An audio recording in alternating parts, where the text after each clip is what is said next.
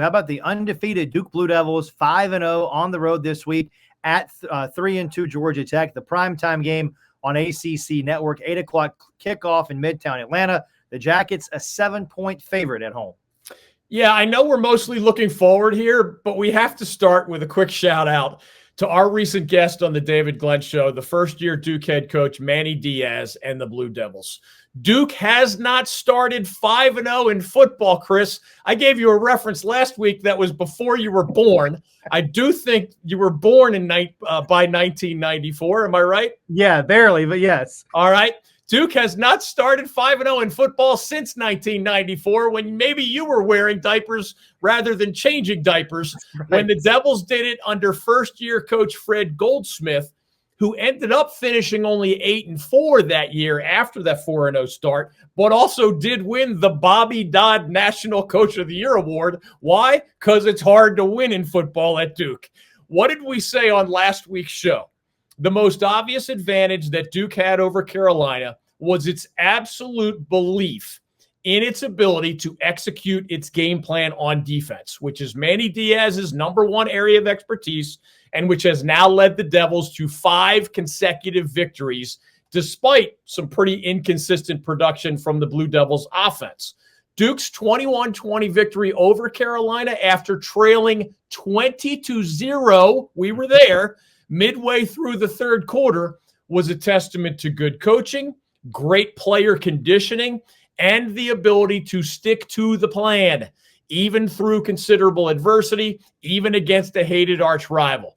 It was the second biggest comeback victory in Duke football history, and it happened in front of a sold-out crowd of 35,000 plus at Wallace Wade Stadium. We were there to see it with our Old North State tailgate and traveling sports circus all the way through that victory bell celebration on the field at the end. I encourage folks to check out Ben McCormick's article. It's entitled The Sewer, about how the Blue Devils finally figured out a way to beat the Heels and how they believed, the players, that their intense offseason conditioning program was one of the things that tilted the scales in their favor during that amazing second half comeback against the Heels. All that said, as we glance forward, I do understand why Georgia Tech is the favorite over Duke this week in Atlanta. The reason the 5-0 Devils are not ranked in the national top 25 right now is that voters just don't respect the overall quality of their competition to this point. The Devils' 5 victories are over real quick: Elon, Northwestern, UConn, Middle Tennessee State, and Carolina. And there is not a single above-average football squad in that group.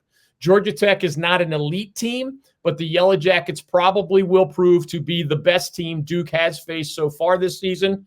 The Jackets have one of the best dual-threat quarterbacks in the ACC in Haynes King, and it might surprise a lot of people that among the ACC's 17 teams, only high-powered Miami has scored more touchdowns than the Yellow Jackets have scored this season. That's 22 for Tech. Under head coach Brent Key, a former All-ACC offensive lineman for the Yellow Jackets, Tech does like to run the ball, both with King from the quarterback position and also running back Jamal Haynes.